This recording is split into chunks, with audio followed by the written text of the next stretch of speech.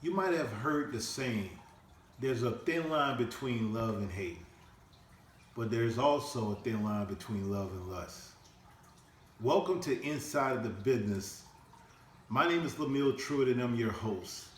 And once again, we're bringing you another installment. Today, Sir Churchill Williams, the author of Inside of the Business of the Choices You Make, is going to expound deeply on the topic, is it love or lust? Church, how you feeling today? I'm fine. I'm all right. How about you? Great, man. All right. You know, this is a little bit more intimate today. You know, I love this. I love intimate conversations, church. I love being in settings where we can truly be ourselves. And church, you wrote this chapter inside your book, Love or Lust. Was it love or lust? Church, help us understand today, in today's time. You know, things are very different than how it used to be with my mom and dad and with your mom and dad. You know, today people are in and out of relationships over and over again. Right. Can you help us better understand why? Well, as far as the love or lust issue is concerned, I don't know if it's any different now than it's ever been since the beginning, because, like I heard you say before, you know, you eat with your eyes. So since the beginning of time, since men been focusing their eyes in on women, they lusted, right? Right. But either you were looking, admiring, or observing. That's just looking. Right. But once the thought enter your mind while you're looking, observing, what you would do to that individual or what you would do with that individual, then I would like to say that that would be considered lust. So I feel that possibly could have been going on since the beginning of time. The difference in it now is that it's still going on to this day, and people need to know when they find themselves in a situation, when you go back to the beginning of the situation, that's why I asked the question, was it love or lust? So that you'll know the reason that you're in the situation that you're in. Right, but you know, church, don't people, it seems like today, it seems like people have their own personal interpretation of what they feel love is. Right. I believe that's fine, because I have my own personal interpretation Right. on what I think love is. I think Right. I think love is you know, when you get to a point and you decide that you have somebody that you consider to be special, meaningful in your life or whatever, significant other, and you're willing to put their needs or wants before your own, you know, where you're not the one and only priority, you may fall in behind others, being her, well then it would be safe to say that you should love that person if you would put their needs or wants before your own. I would like to feel like you should be in love with that person. Right. Right. But let me ask you this, church. What's the difference between intimacy and lust? The difference between intimacy and lust, well, when you look at lust, like I said earlier, that's thinking about what you want to do to a person. Intimacy can come from, you know, long walks in the park, sitting down, talking, eye-to-eye contact, into conversation, and of course, being intimate with the other individual. So one part, which is lust, is about taking. And then when it comes to intimacy, it's more so giving, based on what you said. I like that.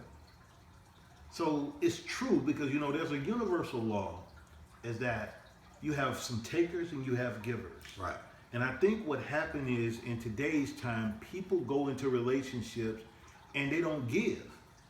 And church, I know that this is something that you're very passionate about. You took this time to write this book, Inside of the Business of the Choices You Make. But when it comes to this topic, I know a lot of people confide in you Right. about their relationships. Right. I know it's personal what people have shared with you, but can you kind of give us some universal things that can relate to all of us? Well, actually was just having a conversation the other day with an individual that was telling me, she's dealing with a guy. She wanted to know if I was her brother, what advice would I give her in the situation that she currently finds herself in, which is not the best situation. She referred to it as unhealthy, and I basically told her that first of all, you look yourself in the mirror and make sure at all times that you're proud of who you see looking back at you. And once you've conducted those activities with that individual that you consider to be unhealthy, you look yourself in the mirror again. And if you still happy with who you see looking back at you, well then you have made a contract and a pact with yourself and that individual to continue in an unhealthy relationship. Be it you're the other woman, side piece, or whatever. Long as you're happy with what you're doing, that should just be the most important thing. Right. But with asking me, what to do, what should you do, I just put it on them to say that, when I really feel like when you ask somebody what they think, you already pretty much know what you think and what you should do. Right. So you're asking the other individual for confirmation, but at the end of the day, it just flipped it around and said, you know what you need to do. Right. And you have to decide that, that your happiness is your number one priority. And if it's not your number one priority, well then you've decided to take a second fiddle to someone else's happiness or their predatory type ways. But church, when a person is actually having that passion for lust, isn't it like a void they're trying to fill? I can't say that it's a void. It's just that, like I say, you eat with your eyes. So, Right. when you see something that looks good, some people go past just admiring the scenery. Right. Because if you find yourself staring at it long enough and hard enough, you might find yourself saying, "Man, boy, once you say that, boy, Right.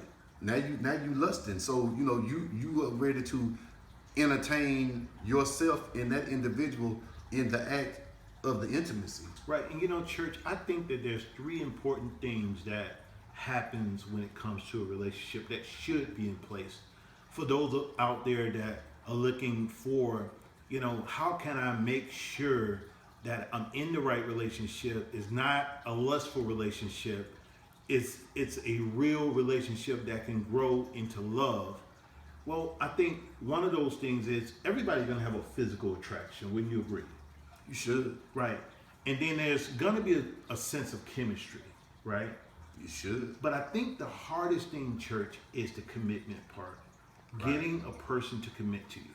Right. And I know you talked about it so much in your book about being the one, what it takes to be the one, for you to be the wife material. Well, I think that while we were talking about commitment right there, I think commitment gives substance to the love aspect of the relationship. Right. So that gives the love substance once you have a commitment, because I'm committed to see this through. Now, I don't feel like love has to, be love at first sight or Right. immediate instant gratification. I'm more of the school that I would appreciate it better if it came over time so that you could experience the love in phases and it can grow in increments, because what's so remarkable about love at first sight? Right. What's remarkable is that Right. I've been right here with you for 15 years. Right. And I can say that I love you today. Right. Regardless of how I felt in the beginning. In the that's beginning, you might have been a good prospect for love. Right. But over time and studying your body of work, I see that you have developed into a good, person to be in love with. Yeah. So therefore, it would be safe to say that all of the lust in that situation has come and gone. Right. One thing I'm going to say, and Churchill always say this in his book, regardless if it's love or lust, it's still a business relationship.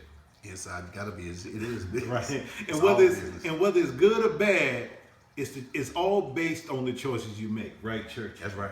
It's all about the choices you make. It's all about the choices you make. Right. Because if you start off back on, was it love or lust? If you start off admiring something and find yourself getting into that situation Right.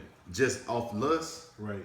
well then that'll go to what you were saying earlier, where you find yourself jumping around, humping around in this situation, Right. but you didn't take any time to give it substance. So you didn't take any time to, sow seeds, water it, let the sun hit it, nurture it.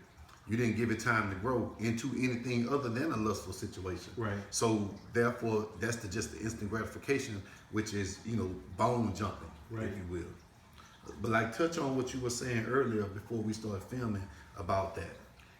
Like, to be honest with you, there's women out there who have been in and out of relationships, and you probably feel that you may not be wife material.